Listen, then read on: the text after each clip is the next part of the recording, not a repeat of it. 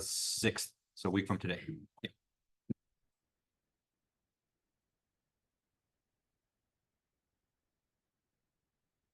I think on Canvas it says it's available until the 13th, but that's just for late submissions. But the due date is the 6th.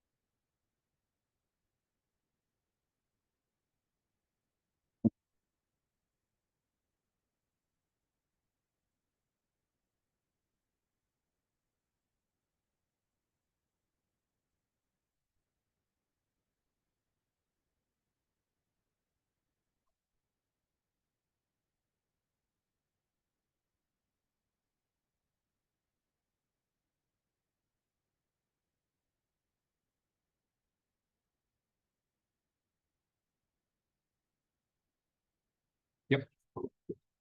If I still like let you know in advance, like if like certain office hours, like Wednesday, then we do virtual ones on Sunday. But if you work Wednesday, like you do have to let you know in advance. I'm available Wednesday, but yeah, just send me an email beforehand. Probably the day before. Then I can keep it that all around. Yeah.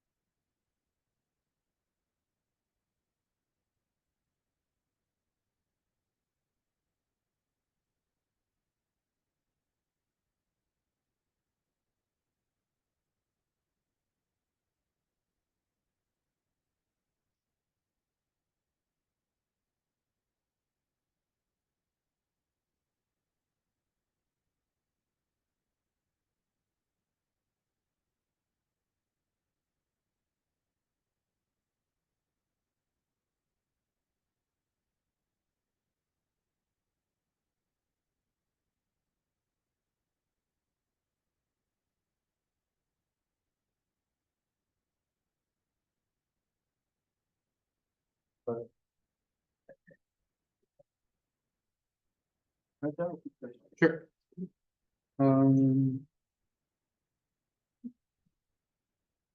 What's the name of which made you get or happy? Yeah, so that's just the equation we're gonna use for convection for now.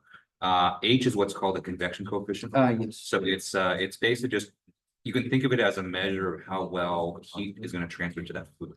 So it would be just H, right, to make the convection of coefficient times the what the temperature changes? Exactly. Yeah, the temperature difference between the surface and the fluid.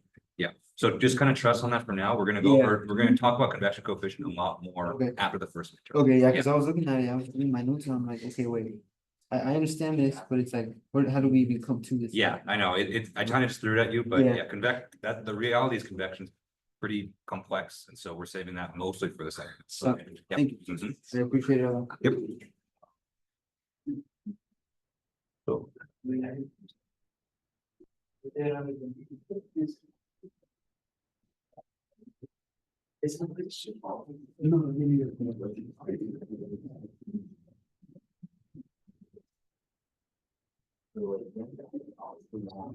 Already.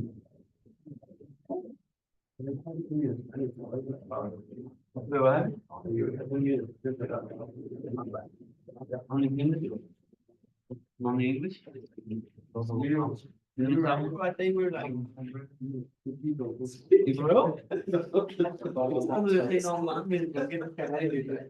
I like that. At least I have bro.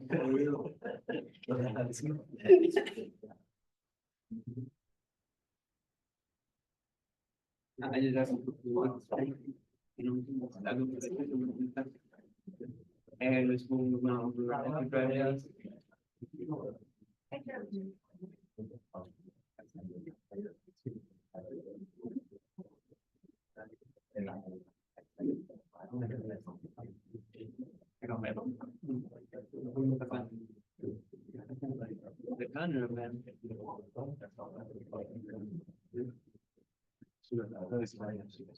What? Bueno, de hecho,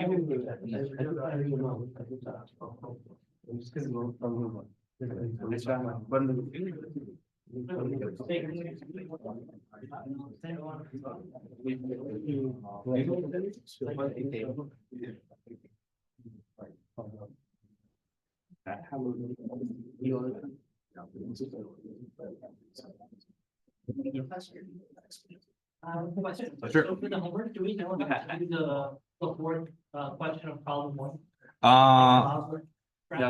Yeah, you should. Oh. Yeah. Thank you. That one's more just based on the just generic properties of like, it's Fourier's law, so you know, what do the different properties mean, basically? Yeah. Mhm. And I know. For various reasons. Just gotta be quiet.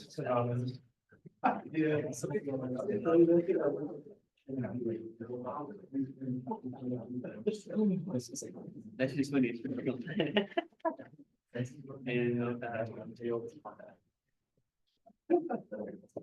And Oh, yeah. And I guess start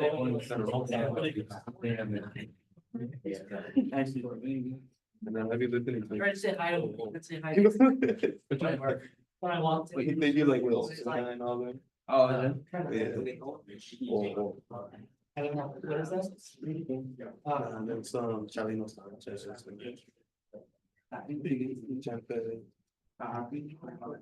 What? But you should have as well, some of this. You know that you know. Hey, you did my stats. I was very good with it. I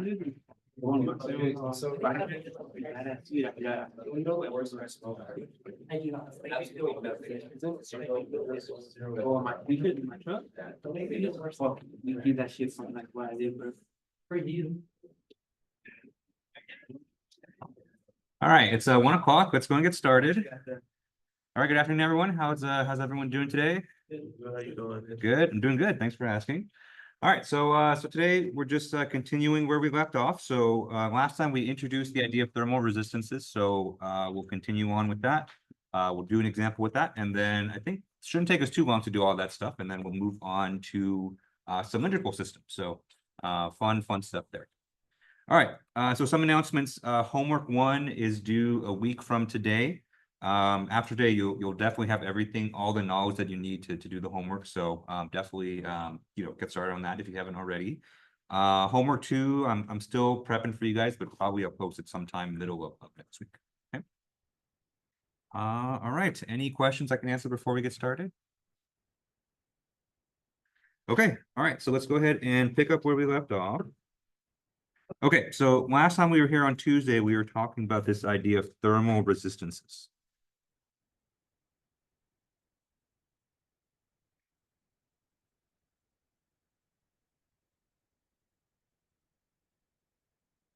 Okay. So thermal resistances, we kind of introduced this idea as an alternative way to solve for, to do a thermal analysis that's not using the heat equation.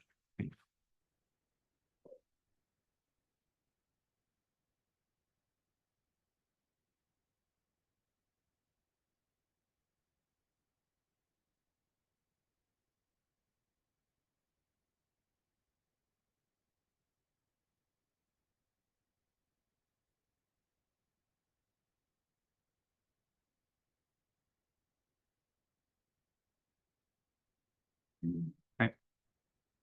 So I want to make that very clear. So, this method or this technique that we're learning is something that's parallel to, the heat equation. So usually you're not going to use both. And so, you come up to a thermal problem, you're either going to solve it with the heat equation or you're going to solve it with thermal resistances, depending on what you want to find. Okay. And I think some of the situations where you would use one or the other, I think will hopefully become a bit more clear today. Okay. So the whole idea with thermal resistance is that whenever you have a situation with a temperature difference,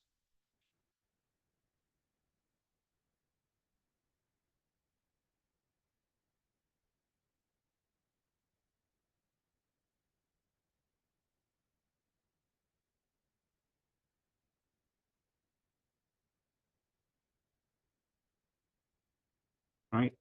And so you have, a difference in temperature, either separated by a solid or maybe there's a fluid in the middle. There's always going to be heat transfer, in the direction of decreasing temperature gradient. Okay.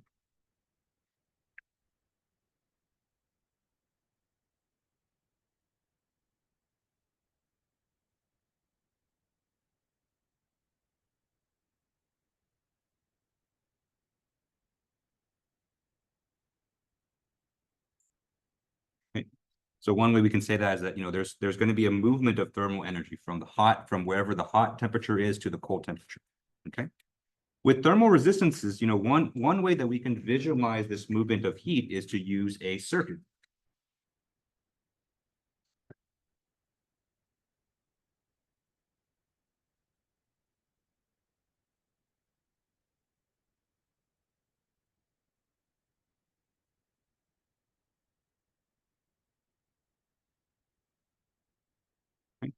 Which may not be the first thing that you think of when you visualize something, but you'll see that it helps makes things a bit more clear. Okay, so the classical situation that kind of thermal resistances was kind of designed around was this idea that maybe you have some kind of solid material. Okay, so in between these two lines is some kind of solid homogeneous material. On one side, you have the left-hand side of the solid is held at a temperature T1. The right-hand side is held at a temperature T2. Okay. And if T1 is greater than T2, okay, we know just by, logic that heat is going to flow this way, right? So heat's going to go from the hot temperature to the cold temperature. One way that we can visualize this is if we create these little nodes, right? So we say that we use one dot to represent T1, another node to represent T2, okay? The flow of heat from T1 to T2 is going to be crossing a resistor. And I completely messed that up. Let me draw that again.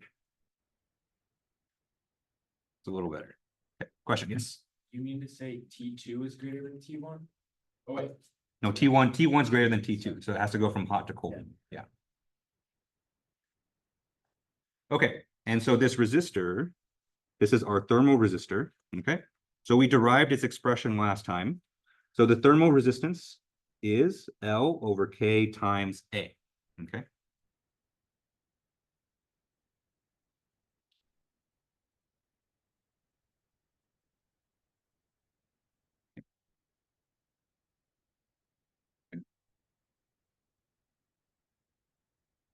And so from this resistor here, we can form a very basic kind of Ohm's law type of equation to compute that heat transfer. Okay?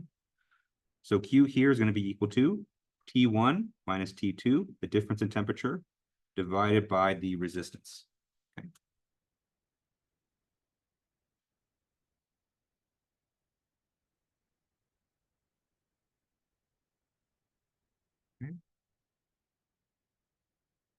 So for any given, any given solid material, if you know the thickness of the material, the thermal conductivity, the cross-sectional area, then you can compute its thermal resistance. Then you can just use the temperature difference to compute the heat transfer. Okay, and all of this is done without solving any differential equations, which is kind of the benefit of this technique, is that you essentially do a heat transfer analysis using just pure algebra, which is usually a lot nicer than differential equations. Okay.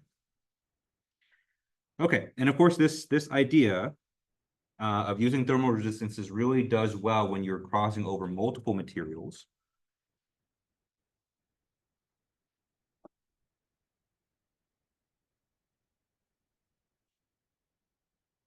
Okay. Because what you can do is that each time that the heat crosses over one material, you can represent that material with a different resistor. Okay. So we did this last time, although we did it kind of fairly quickly. So I wanted to kind of go over it again. Okay. So let's say we have a 3-layered material. Okay. So this is material 1, material 2, material 3. Okay. They all have their own thermal conductivities. And they all have their own thickness. So this is L1, L2, L3. Okay.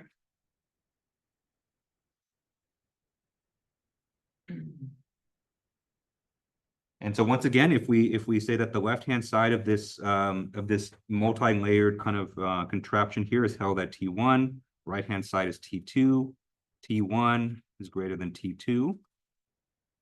Okay.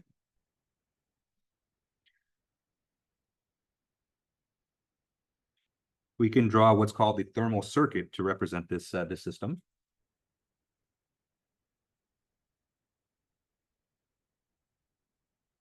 Don't worry, you know, the only thing we're going to be working with here is resistors, so there's no capacitors or inductors. Those concepts do exist in thermal circuits, but you know, we're just not going to go through them, not yet anyway. Okay. So you have T1, T2, and then separating these T1 and T2s is now 3 resistors that rep 1 for each material.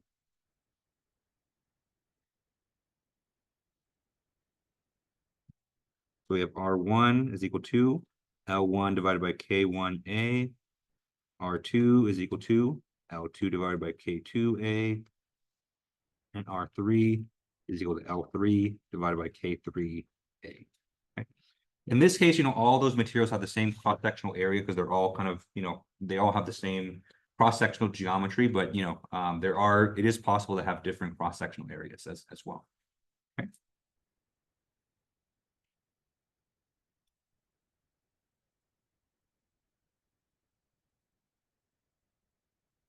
All right, and then once again, if we wanted to compute Q, so we know Q is going to go this way. And so Q, we just take the temperature difference between the 2 end nodes of the circuit and we divide it by the sum of the total resistances. So Q is going to be T1 minus T2, all divided by sum R1 plus R2 plus R3.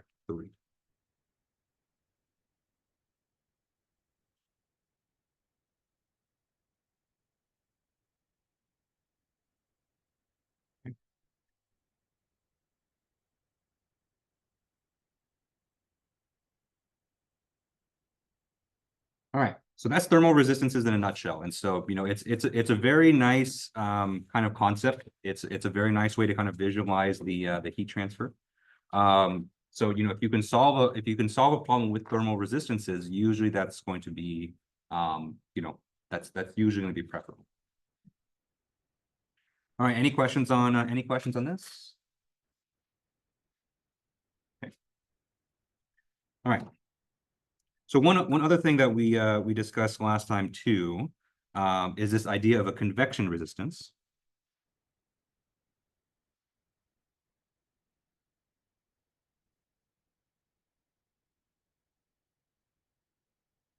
Okay. Remember, you know, we're going to save our detailed discussion of convection until, you know, later on in the class, probably about halfway. But it's still good to use because, you know, convection is very common in thermal situations. So our formula, or at least our physical formula that we use to compute convection, remember, is called Newton's law of cooling.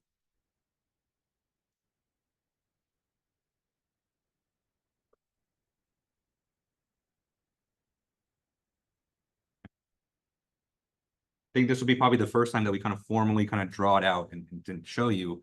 I think before I kind of just, you know, made it part of something else. So I think this will be kind of. All right, so Newton's law of cooling basically says that if you have a solid surface here, okay, and so the surface is at some temperature Ts, and on top of the surface you have some fluid. Okay? So these 3 lines here represent some kind of fluid that's going over the top, whether, you know, I think the most common is air, but you can also have water or, you know, any kind of other fluid that's flowing. Okay?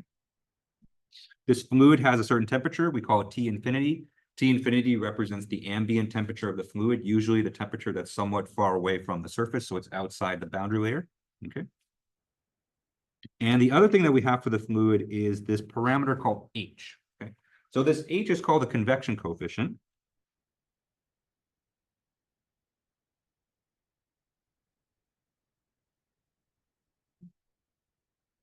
Okay.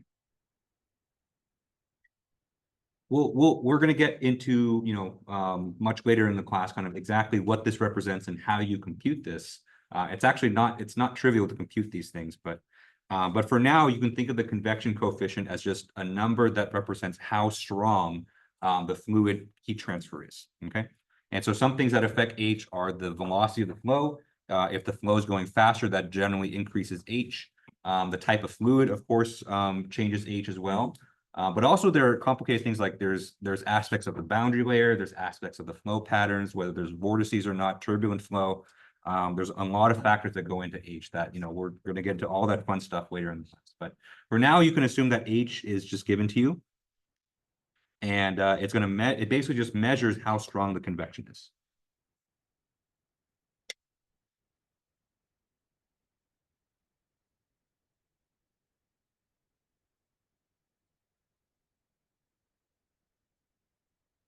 Okay. All right, and so Newton's law of cooling, given all this information, is we can say the heat transfer due to convection is equal to H times A, where A here is the surface area of the surface, multiplied by the temperature difference, Ts minus T infinity.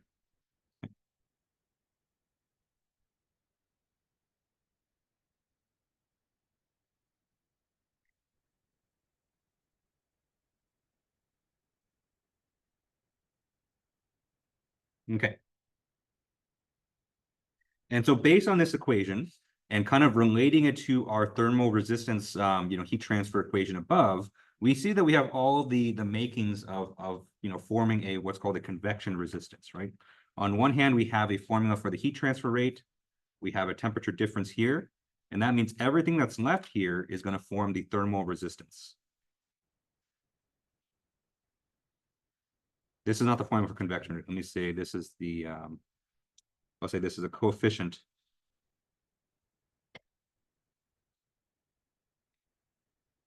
for convection. Okay.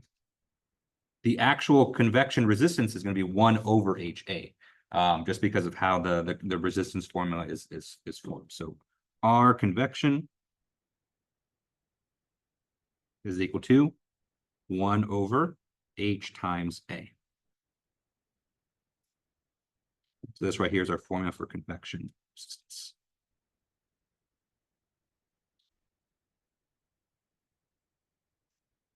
Okay.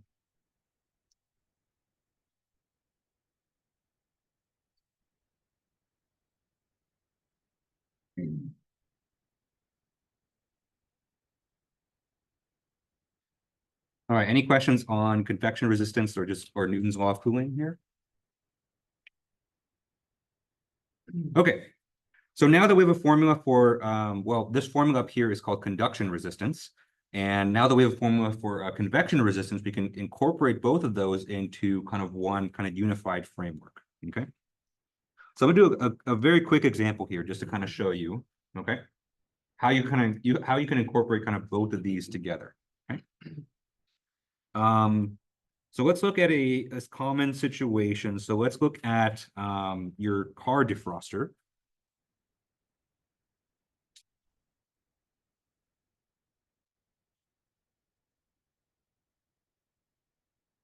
I believe this is actually a homework assignment that I'll give you later on. But I'll just show you the thermal circuit for now and how to incorporate the different things. Okay, so if you've ever driven around at night, especially nowadays because it's really cold, you've probably come up to the situation where your car just kind of your windshield just kind of fogs over, right? Both the front and the back. Okay. And so if we draw kind of a cross section of your windshield. So this little thin strip right here, this is your windshield.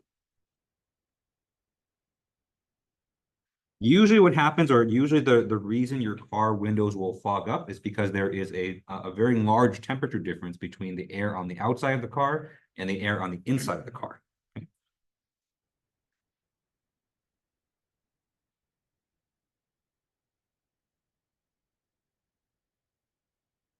Okay. So outside car, we'll call that TO, and inside car is TI. Okay. Usually when your car fogs up is because the outside temperature is much less than the inside temperature. Okay.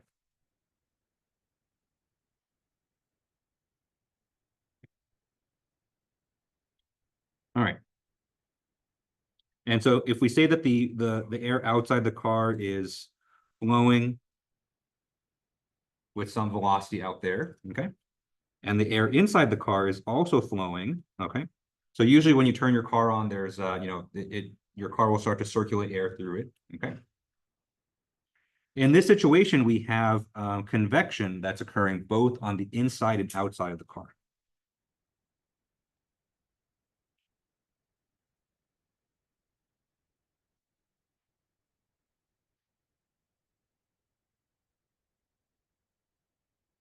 Okay.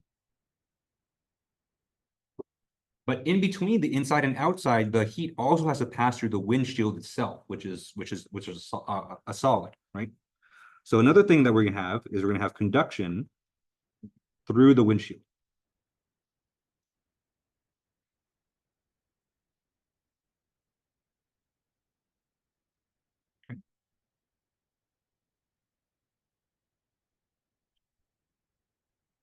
Okay.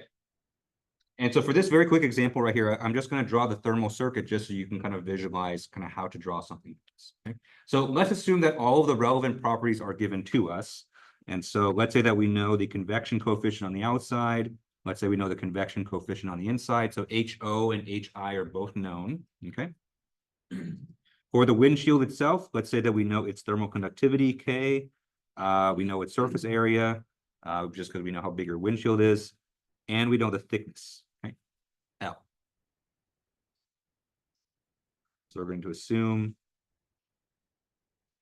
all known relevant properties.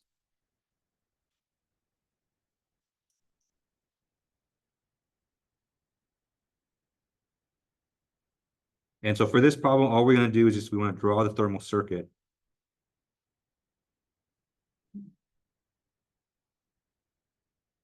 Okay. We're going to draw the thermal circuit that represents the heat transfer. In this case, is going to be from the inside of the car to the outside.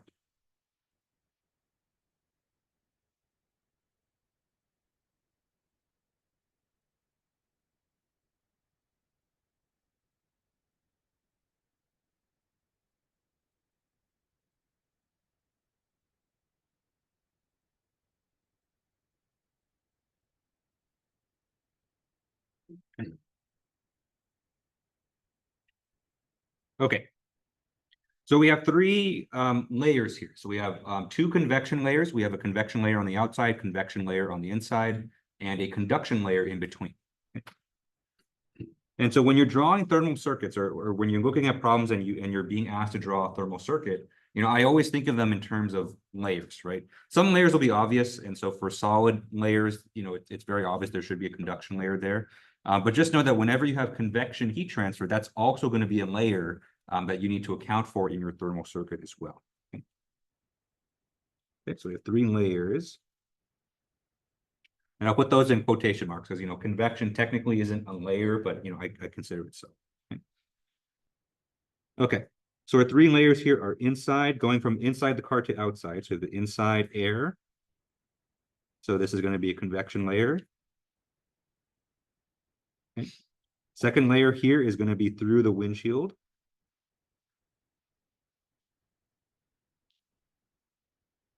So this is conduction.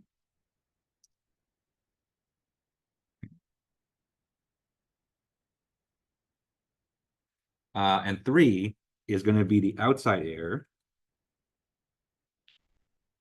which again is going to be convection. Okay. And so for each of these layers here, we're going to represent them with a thermal resistance. Okay. So let's actually do this. And so I know the heat is going from inside to outside, but let's draw it like from left to right, the same way that we have up there. Okay. So we have three resistances here. That's resistance 1, resistance 2, resistance 3. Okay. On the left-hand side here, we're gonna have TO for T out, okay? And on the right-hand side, we're gonna have TI.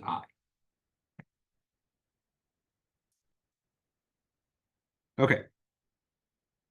And so the first resistance is going to be coming from the left-hand side. It's actually going to be the opposite of what we just drew up there. But we have the convection resistance for the outside air. So we'll call this RO, okay? Since the outside air is a convection layer, we're gonna write in the formula for convection resistance. Okay. So convection resistance of the outside air is going to be 1 over HO times A.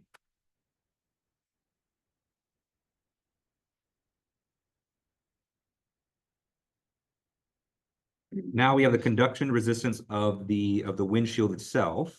And so conduction resistance is the thickness L multiplied by the thermal conductivity times the cross-sectional area A. Okay.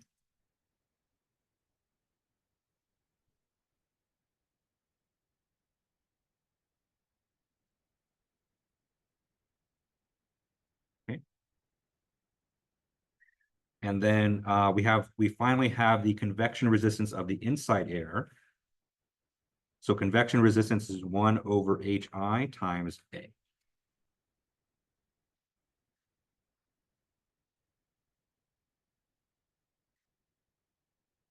Okay. So that is our thermal circuit for this problem. And of course, if you wanted to compute the heat transfer, we have everything that we need in this diagram above. And so we know heat transfer in this case is actually going to go to the left, okay? Because heat goes from hot to cold. And so we have Ti minus TO divided by RO plus RW plus RI.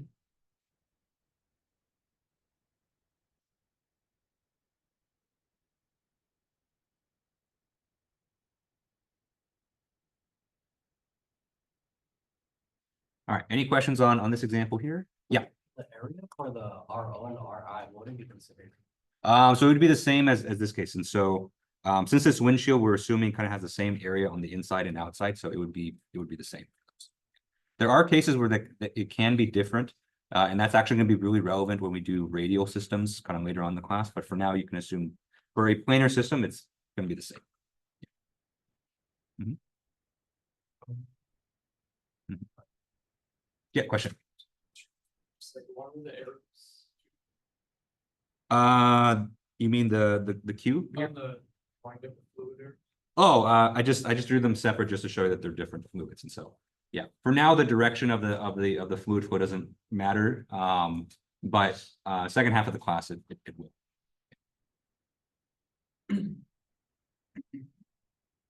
Okay. All right. So before we move on to the next example, I do want to take a minute to pause here. Okay. So, when you draw a thermal resistance, thermal circuit right here, usually you're for the most part, you're going to be you're going to be concerned with the end temperatures, right? So we have Ti on the right hand side and To on the left hand side. But whenever you cross over resistance, the temperature actually does change, right? And so in between these nodes here, or in between these resistors, even though we didn't draw them originally, we can draw nodes. Okay. Right? Every time you cross a resistance, the temperature is going to change, right? Even if you don't explicitly compute that temperature. In this case, in this formula here, we didn't. We just did one for the whole circuit. But it's good to note that the temperature in between each resistance is going to be different. So in between.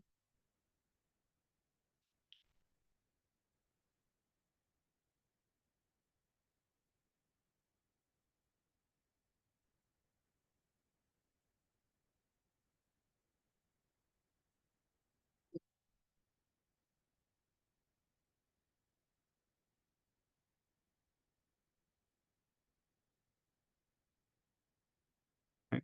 So I like to call these temperatures intermediate temperatures because they're kind of intermediate, they're kind of in the middle of the circuit. Sometimes they're actually going to be relevant, and sometimes you're going to be asked to solve for them. Okay. And so for instance, let's talk about these two intermediate temperatures here, and let's see what they actually represent in the diagram above. Okay, so let's look at intermediate temperature 1. So actually let me use green to or no, I just forget. Okay, let's use blue. Okay, so let's look at temperature intermediate 1, which is in between RO and RW. Questions? Not just the surface temperatures on either side. They are the surface temperature on both sides, but it is good to kind of note what they are. Right? And so temperature intermediate 1 is going to be the temperature of the surface of the windshield right kind of in between there. So that's T and T1 right here. Okay. Similarly, the temperature on the other side of the windshield that borders the inside air, that's going to be the intermediate temperature 2. Okay. So a very common way to use thermal circuits, or a very common question that you're going to see, is to compute, what is the temperature at this surface right here. Okay. And you can actually do that from the circuit very, very easily, right? And so in other words, this maybe a second part of this question after you compute Q here is, compute the temperature of the windshield on the outside surface.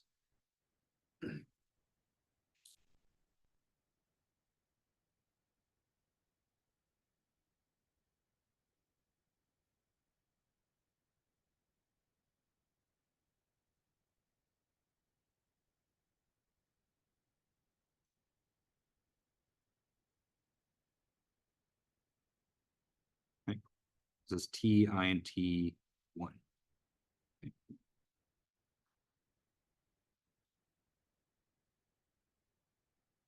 All right. So it turns out you can use the exact same circuit to do this, and there's actually one very kind of key point here. Okay? So the key kind of observation, or the key point that'll let you solve this, is the fact that the heat transfer is going to be constant in that entire series circuit. Okay.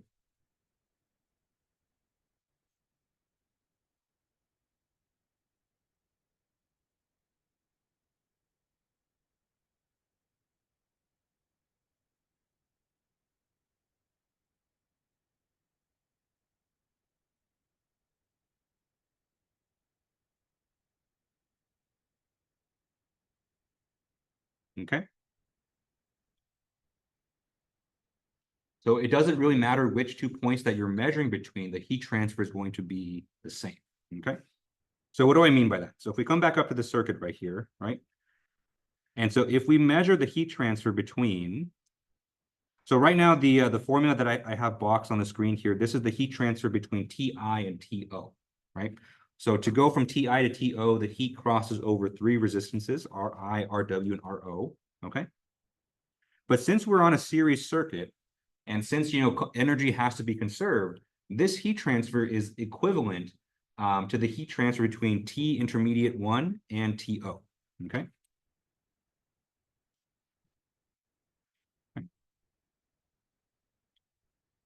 So we can compute a formula. So let's say we want to compute the heat transfer between Ti and T1 and To, okay? And so what we can say is Q is equal to Ti and T1 minus To, okay? And then we're going to divide that by all of the resistances that are crossed in between those 2 temperatures, okay? And so in between those 2 temperatures, we just have one resistance, Ro, okay? And so what we say is that Q is equal to Ti and T1 minus To divided by Ro, okay? And then by conservation of energy, this is exactly the same as the temperature that we computed up there, right? This is equal to Ti minus To divided by Ri plus Rw plus Ro, okay? So this equivalence right here is due to the fact that they're on the same circuit. It's all series. So this is basically conservation of energy.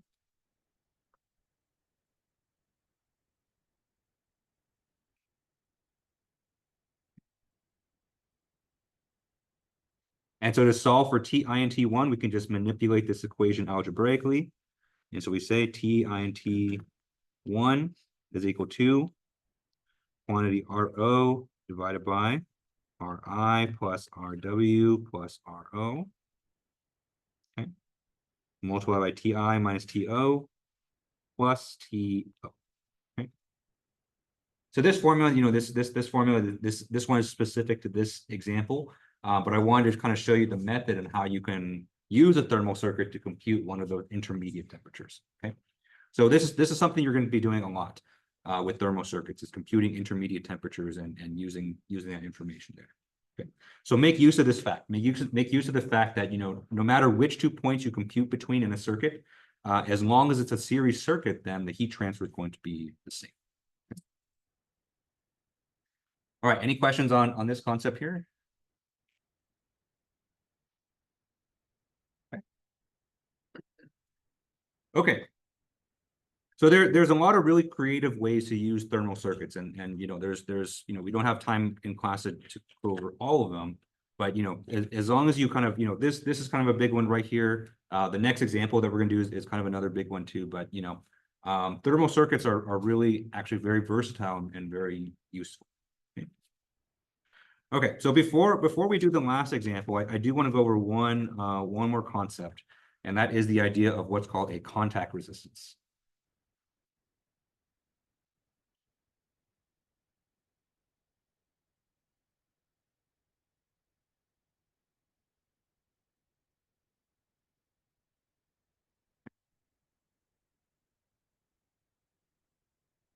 All right, so far, we've gone over the idea of a conduction resistance and a convection resistance. Okay, conduction resistance is whenever you have heat transfer that's going through a solid. Convection resistance is when you have heat transfer going to a moving fluid. Okay, contact resistance is it's kind of like the idea of friction in a thermal sense. Okay. So contact resistance is usually not something that we can compute directly. There's no formula for contact resistance.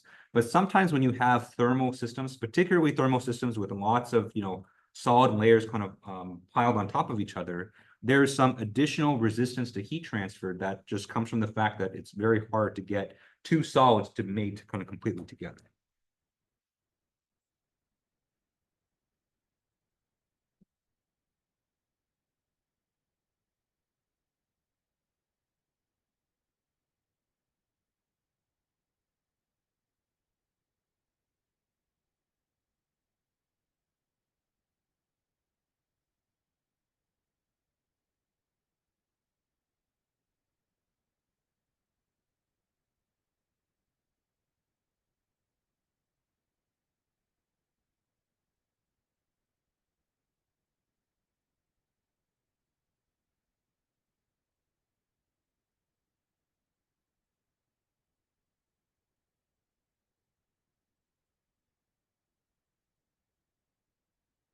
Okay.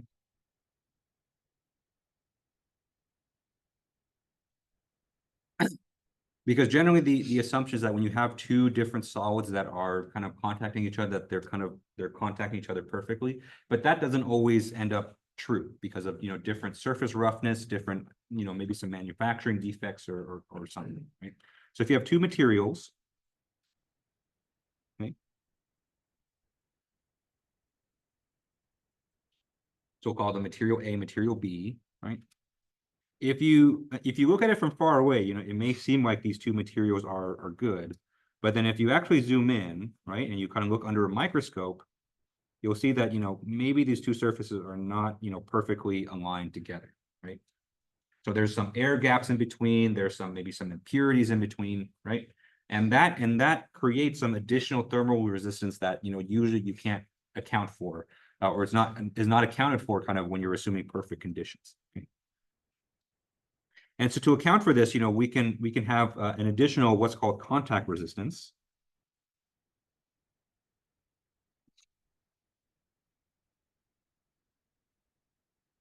Okay, and you can account for it in your circuit, right?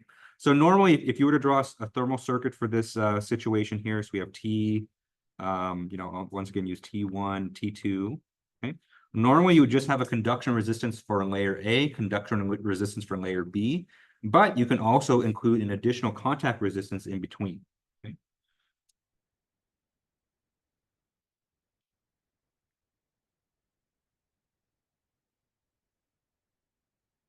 So this right here is R conduction A, R conduction B. And between, there might be some additional contact resistance.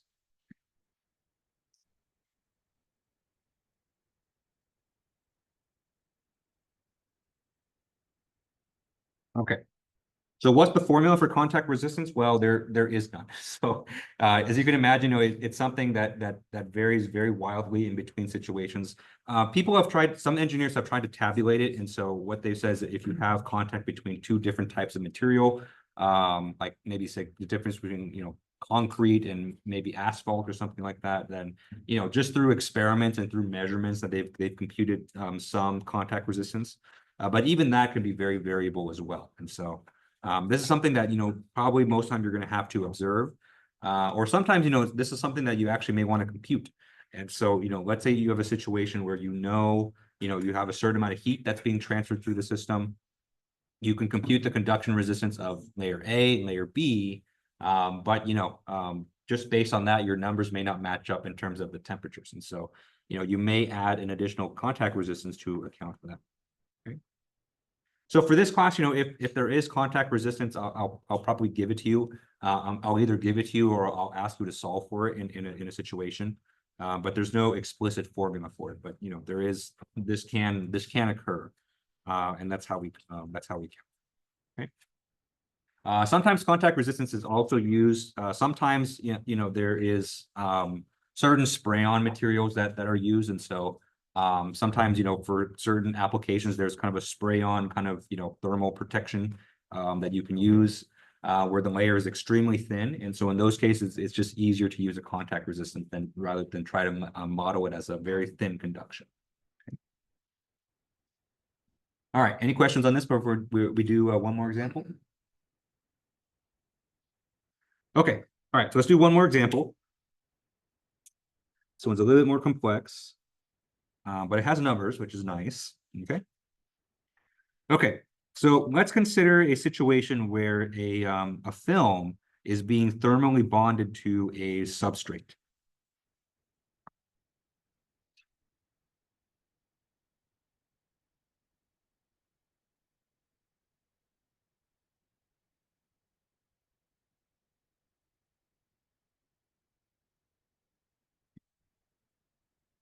Okay, so a film is just going to be kind of a very thin piece of material here. So here's our film, and right underneath that, we're going to have our substrate. Okay. So this is probably some lab research application, okay? Or maybe a micro manufacturing application. So each of these have their own thicknesses. So the substrate has a thickness LS. The film has a thickness LF. Okay.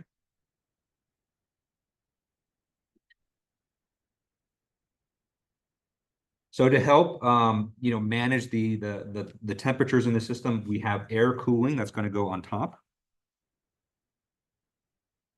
Okay.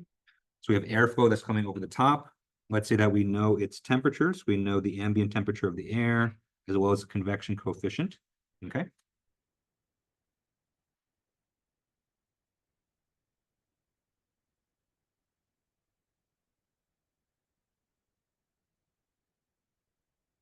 Okay. Let's see what else is given. So we also know the temperature at the back of the substrate. So we'll call this T1. Okay.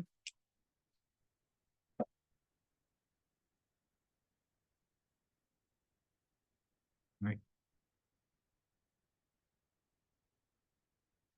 And let's say that we have a very interesting heating setup here. So we're gonna heat this entire setup here through radiation. Okay. And let's say that our radiation heat transfer is able to pass through the film. So the film is some kind of transparent material. that doesn't absorb any kind of electromagnetic radiation. Okay. So we want to heat the interface.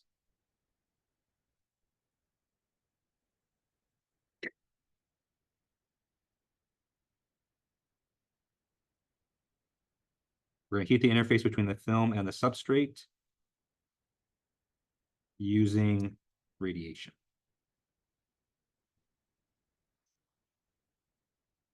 Okay. And so what that's going to look like is that we have some heating that is occurring right at that layer. So that heating is actually going to pass right through the film, and it's going to heat that layer in between there. Okay. So we'll call that Q naught double pi. Okay. Bless you. All right, so kind of an unusual situation because usually when you have thermal circuits, you're not going to get heating from the inside. But I'm doing this example just because it's also similar to your homework. So the very last problem in the homework, you have an electric heater that's kind of sandwiched in between. So that's another situation where you have kind of heating from the inside. It's a little bit unusual, but it does happen. Okay. Let me give you the numbers for all of the parameters that we have here.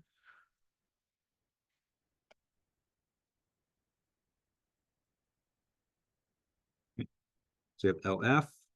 LF is going to be equal to 0.25 millimeters. So very, very thin film here. The thermal conductivity of the film itself is going to be 0.025 watts per meter degree C. Okay. The thickness of the substrate is going to be 1 millimeter. And its thermal conductivity is 0.05 watts per meter degree C. Okay.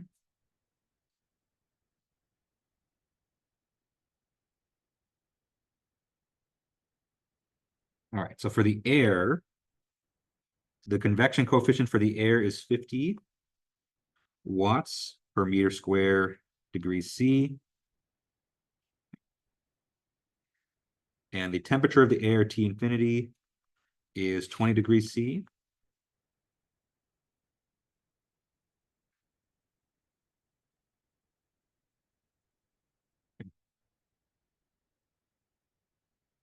We also know the temperature at the back of the substrate, T1. T1 is 30 degrees C. Okay.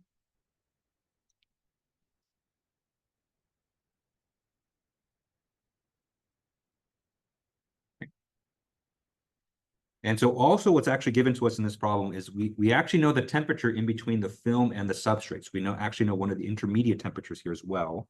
Okay. So we'll call that T naught, and that's going to be 60 degrees C.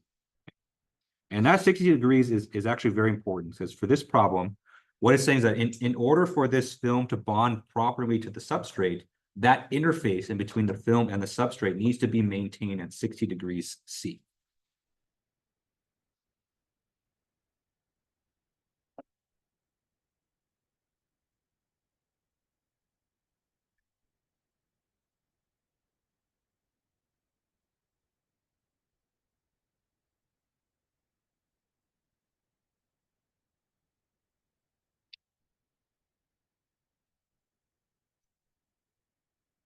Okay.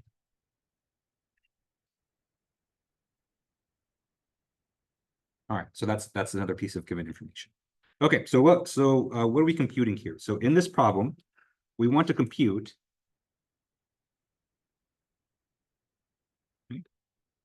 the amount of radiation heat transferred, or in other words, the value for Q naught double prime that's needed to maintain these thermal conditions. I think the exact problem. So this is an example that's in the textbook. So I think in the textbook, the way it words it is, what is the heat transfer that's needed to maintain that substrate temperature of 60 degrees C.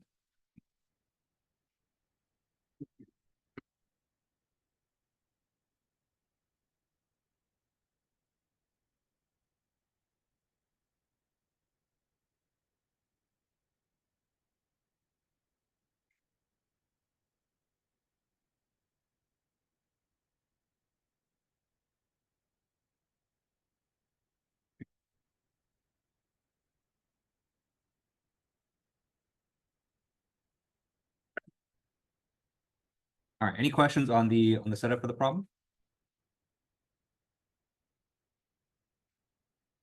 Okay.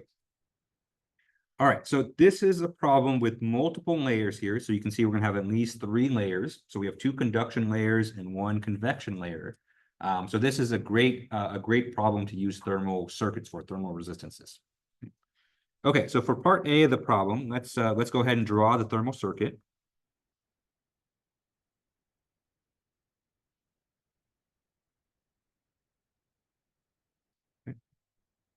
This one's going to be a little bit unusual because we actually have heating coming from inside the circuit itself. But I'll show you how to kind of deal with that in the circuit. Okay. First thing we're going to do, let's draw our 3 resistances. So let's draw resistance number 1, like that. We'll draw resistance number 2, and then resistance number 3.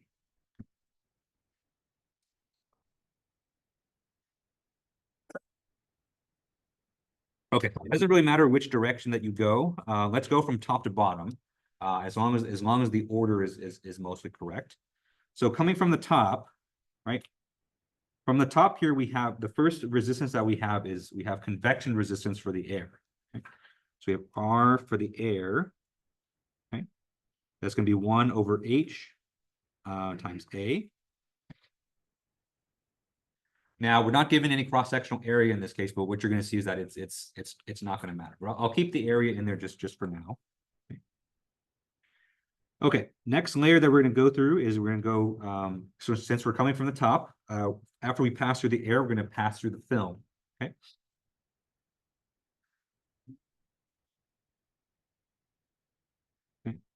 And so for the film, we have its thermal resistance, so that's LF divided by KF times A.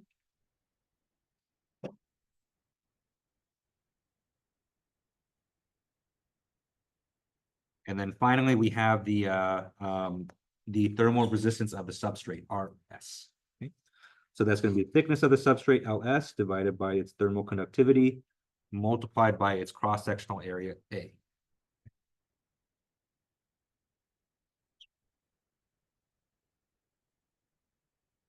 Okay. Good. So that's all the resistances. Let's fill in all the temperatures that we know. Okay. Let's start with the end temperature. So that's usually the easiest to go by. And so the end temperature on the left, that's going to be T infinity.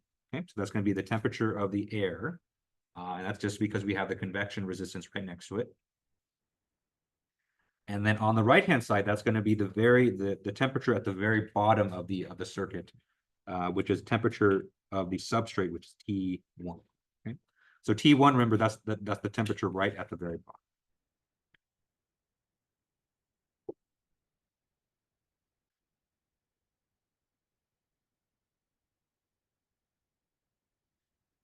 Okay. There is one more temperature that we know that we're given in this problem, and that is the temperature in between the film and the substrate. So let's go ahead and fill that in here as well. Okay. So in between the film and the substrate is going to be right in between RF and RS. Okay, so let's draw another node in between those 2 resistors. And we're going to call this T0. Okay.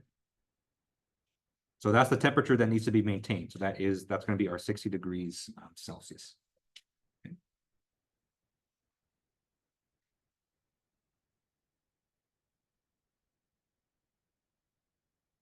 Okay.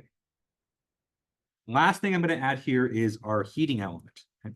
So, normally when, for all the previous problems when I've drawn, the heat transfer, that heat transfer goes through the entire circuit. Okay. Here we have kind of a special case where the heat is being applied at one very specific location. So if you go back up to the problem, you can see here that we have Q naught double prime that's being applied right at that interface between the film and the substrate. Okay. And so the way to actually draw this in the circuit is to actually draw the heating coming right in at that interface. Okay. So right at that node that's in between the film and the substrate, we're going to draw Q naught double prime. Okay.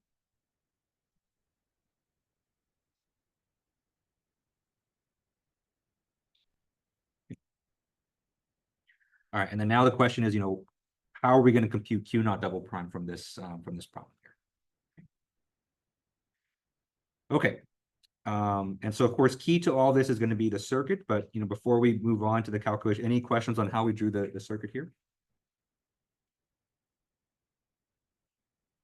Okay, good. Okay.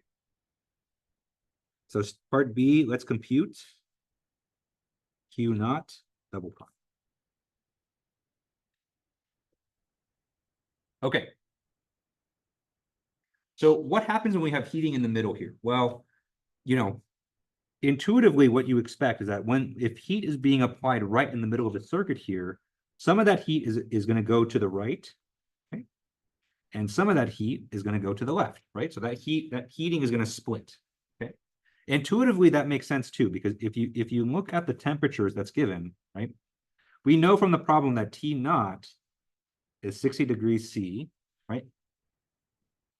P1 is 30 degrees C, and T infinity is 20 degrees C, right? And so intuitively speaking, and just knowing the fact that heat always goes from hot temperature to cold temperature, right? It makes sense that, you're going to have some heat that's going to go this way because of the temperature difference between 60 degrees C and 30 degrees C. And you're going to have some heat going to the air because of the difference between 60 degrees C and 20 degrees C, okay?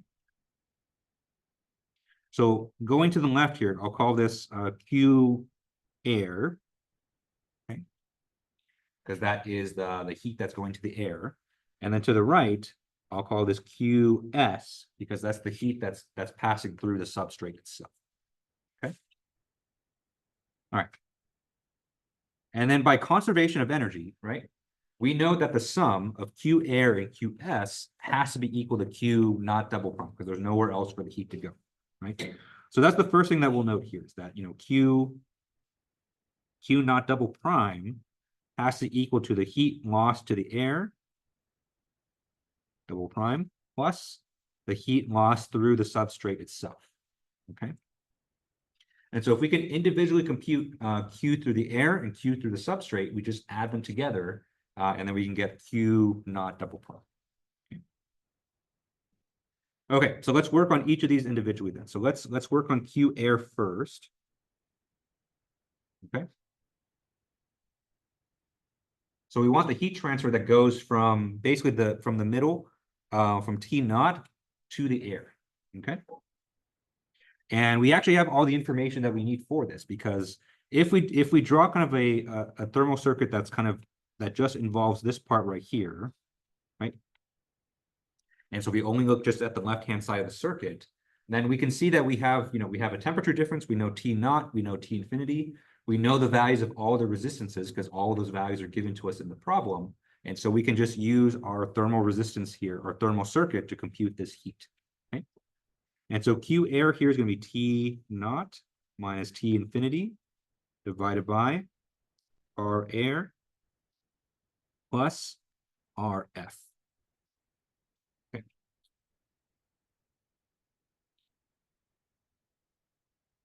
Okay. Let me plug in the expressions for R air and RF because I haven't forgotten we haven't been given a value for the cross-sectional area yet, but what you're going to see is that it's all going to kind of balance out. Okay. So if we plug in for the expressions for the resistances, we have R air, so R air is 1 over H times A. Okay. And then RF is going to be LF divided by KF times A.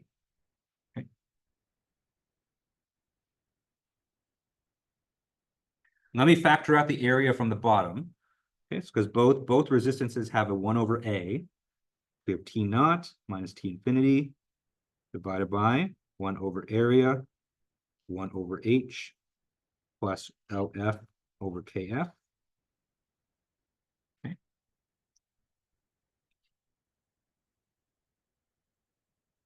Let me take that area, and since we have 1 over area, that's going to be an area up in the numerator. So you have area multiplied by T naught minus T infinity divided by 1 over H plus LF over KF.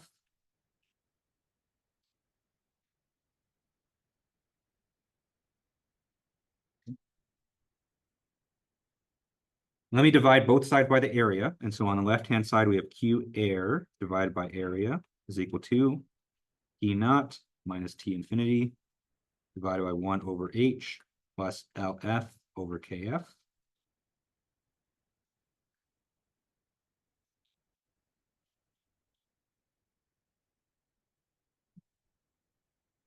And so on the left-hand side, what we get is we have a heat transfer rate divided by area here, okay?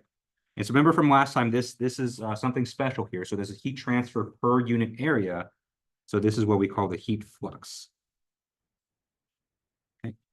And so all it really does is that it changed the units for our answer. And so instead of our answer being in watts, it's now going to be in watts per meter squared, okay, for heat flux. Okay. And so in a lot of these planar cases, you're going to have this situation. So just kind of keep an eye out if you can factor out the area and then just transform your solution into heat flux. Okay, any questions on that? Okay. All right, so let's go ahead and plug in.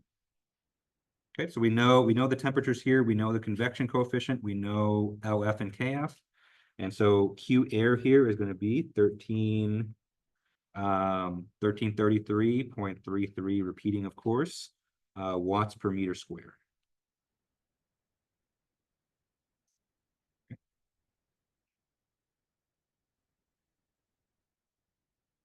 Okay. So that's one piece of the puzzle. The other piece of the puzzle is going to be Q substrate. Okay. So once again, let's use our thermal circuit here to compute that. Okay. So Q substrate is going to be a little bit easier. There's only one resistor in between. Okay. So Q substrate is the heat transfer that goes through the substrate. So that's going to be T naught minus T1 divided by RS. Okay. So that's going to be T naught minus T1 divided by RS, RS being LS over KS times A. Okay. So once again, I'm just for the sake of time, this is mostly just kind of plugging in at this point. We divide by A, we get the heat flux. And so what we'll get is QS double prime is equal to 1500 watts per meter squared.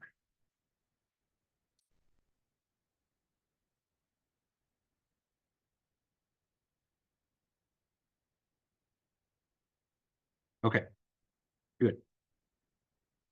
Question, yes. Why is it like QS for this one bill was Q air over A, was not QS over A? It is QS over A. So I just kind of skipped that step. So I factored out the A and then divided by this down here. So whenever you see like a Q double prime, that is heat flux. And so there's some divided by A that's implied there. Yeah.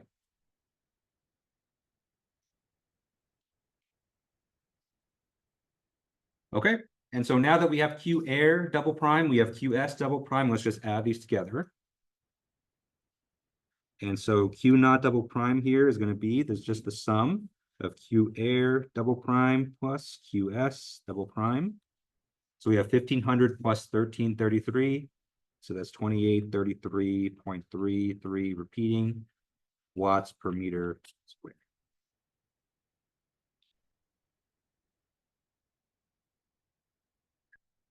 So that's how much radiation heat transfer that you need in this case in order to make sure that your experiment goes well.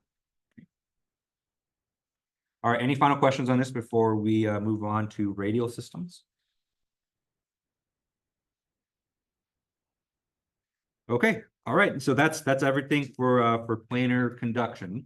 So that's everything that you need for homework 1. Okay, so we're going to start a new topic for the last 15 minutes today, and then we'll continue this for next week. Okay, so our next topic here is steady state conduction in radial systems. In other words, radial conduction.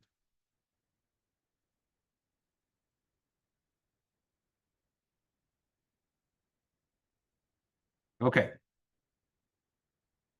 So this part, I think may kind of scare people a little bit, but heat transfer, it occurs in not just planar systems, but you're going to be working with cylindrical systems, spherical systems, and so it's good to know how to solve these problems here. And actually, because of the radial nature of these systems, it actually does affect how you compute things like thermal resistances, and because surface area is going to change depending on which location you are at from a radial point of view. Okay. So for this lecture and probably likely all of next week, we're going to be looking at thermal situations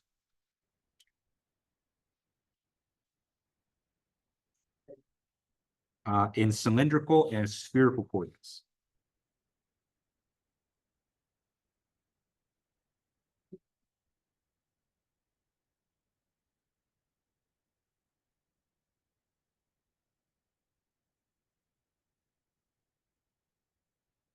Okay. It's less scary than it sounds, although although by next line you're probably not going to believe me. Okay. So first thing we're going to focus on is cylindrical systems. So that's probably what we'll do today, and that's probably what we'll do Tuesday. And then next Thursday we'll cover spherical systems. Okay. Okay. So because we're switching coordinate systems here, our equations are going to take a different form. So the first one we're going to look at is the heat equation. So let's look at the heat equation in cylindrical coordinates.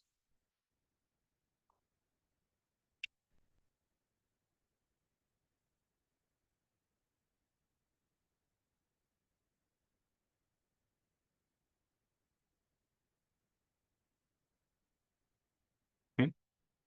I'm going to give you the whole thing here, but just remember that a lot of this is going to cancel from the assumptions. And of course, now assumptions are going to play a much bigger role now. Okay.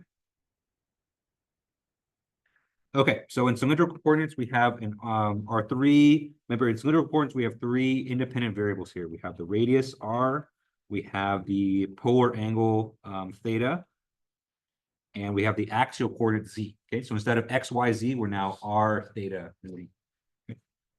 Okay, so the heat equation, we have 1 over r, partial r, multiplied by k times r, partial t, partial r, okay, plus 1 over r squared, partial squared, or excuse me, partial theta, partial theta,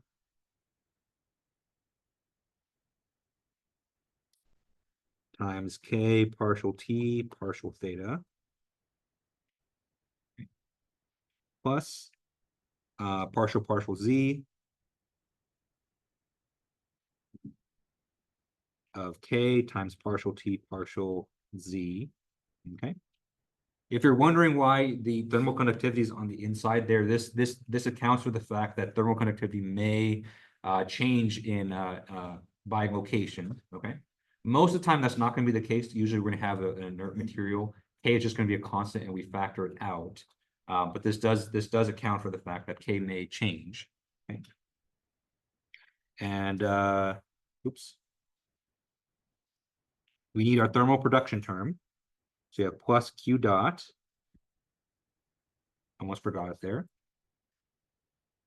And this is going to be equal to the unsteady term. So we have rho times the thermal capacity Cp times partial T, partial T.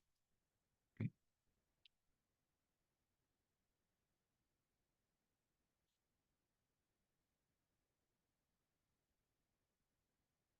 Okay.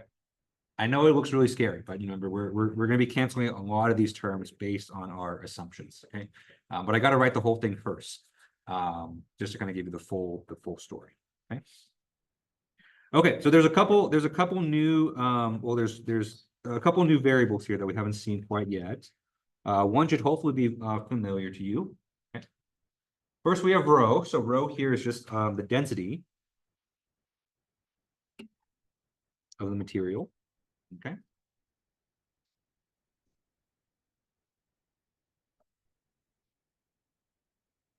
And Cp here, this is what's called the thermal capacity.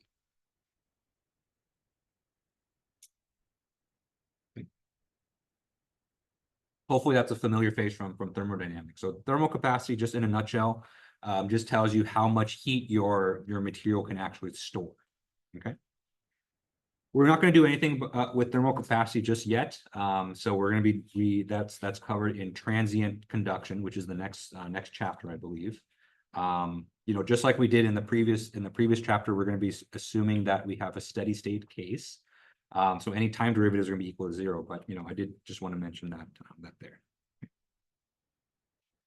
Okay. Let's talk about assumptions. So first, we're going to talk about assumptions that we're going to make all the time. And there's 3 of them. Okay. And then we have our usual assumption of no thermal production, which we're going to assume most of the time. Okay. So first assumption that we're going to make, same as our planar case, we're going to assume we have steady state.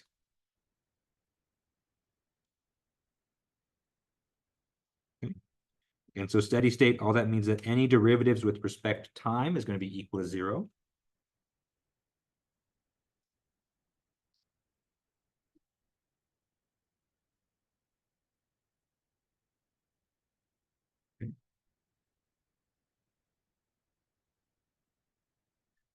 The next assumption that we're going to make is what's called the axisymmetric assumption.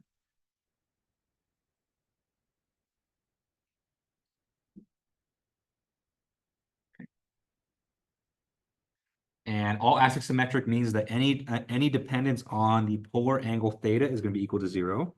So that partial theta is equal to 0. Okay.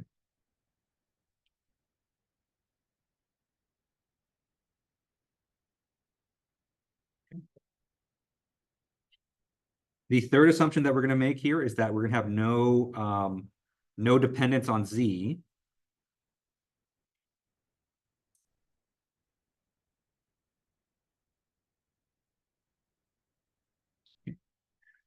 I believe in fluid mechanics, if you did go over the cylindrical Navier-Stokes in your fluids course, this is I think usually we call this the fully developed assumption.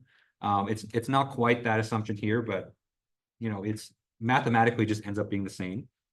So any derivatives with respect to z are just going to be equal to 0. Okay. Usually that direction is not that exciting. It just kind of ends up being a planar case. The R direction is the one that's actually most exciting here. Okay. All right, so these 3 assumptions we're pretty much always going to make in our problems here. So that's going to cross out, theta derivative here, z derivative here, and time derivative there. Okay. So that crosses out most of this scary stuff. Okay. Sometimes assumptions 2 and 3 right here, we often combine them. And so one way that we can combine them is we say that we have just one-dimensional heat transfer. Okay. And so when you have one-dimensional radial heat transfer, it just assumes that partial theta is 0, partial z is 0.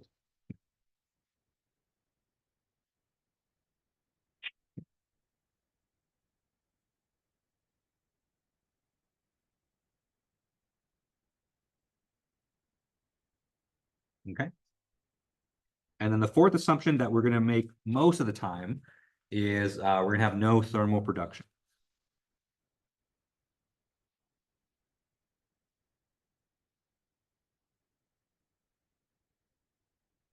Okay. And this, of course, means that Q dot is equal to 0. Okay. So we're going to make that assumption most of the time, but for the times that it's not, you have to make sure that you include it. Okay. Okay. And so let's say that we apply all these assumptions, and let's apply the no thermal production assumption as well. Okay. And so what that does to our equation here is that most of the terms are going to go to 0, and all these partial derivatives are going to turn into regular derivatives. We can just use regular integrals for these. Okay. So after the assumptions,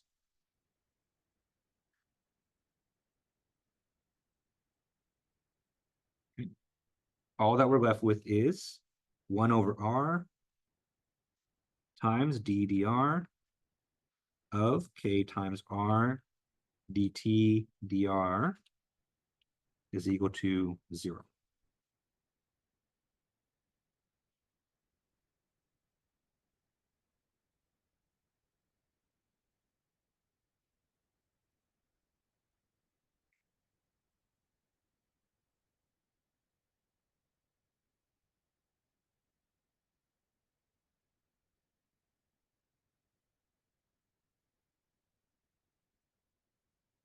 right?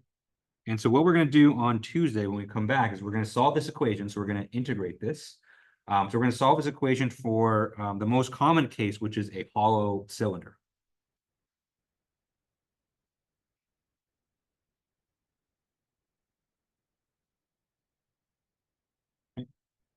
And so the situation we're going to solve is something like this. Okay. So we have a hollow cylinder here. Okay. We'll say the inner part of the cylinder is being held at a certain temperature Ti. The outer part of the cylinder is being held at a temperature To. Okay. We also know the inner and outer radii. So let's say that the inner radius here is given by Ri. Outer radius is given by Ro. Okay.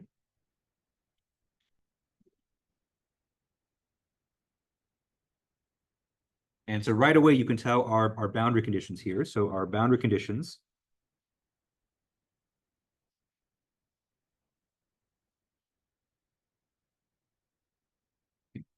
we have T when R is equal to Ri is equal to Ti, and 2T when R is equal to Ro is equal to To. Okay.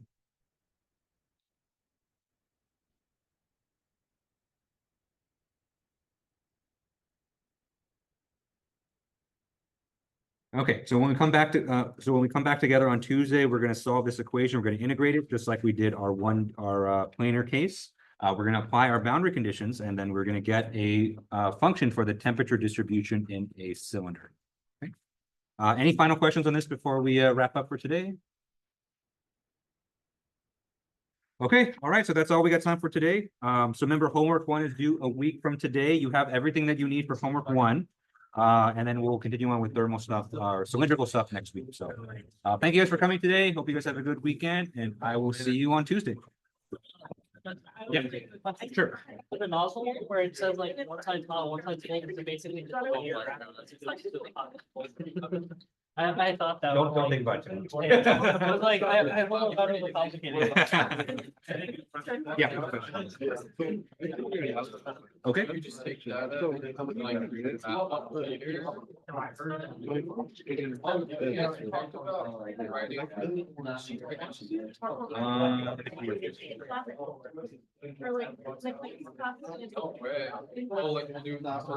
so this is a linear problem, so it's something that you use integrating that. Yeah.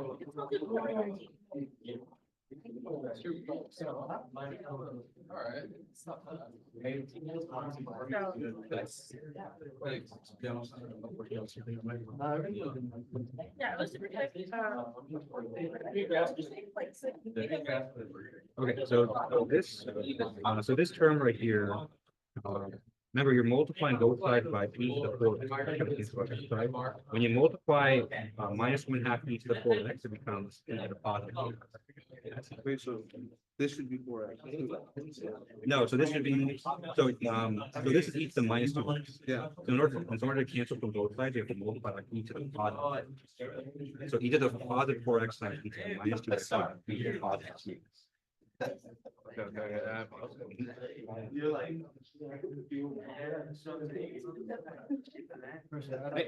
Weird question. Sure. I don't know if you see it, but Usually any Windows laptop should. It depends on the graphics card. Not the best. What graphics card? That's like you have one. Yeah, probably for the probably you're looking at the CPU and the graphics card. So the CPU, I would say probably a lot of these Intel usually have something i7 that's pretty quick. I don't know what Intel's name is. I would probably look at that. Yeah. Thank you. Yeah. Hey, my son, Happy New Year. Oh, Happy New Year! Yeah. Yeah. Have a good one. Yeah. I see that you can also turn it in person, but online, it doesn't matter. Right? Yeah, it doesn't matter. Okay. Yeah. Thank you so much, bro. Yep.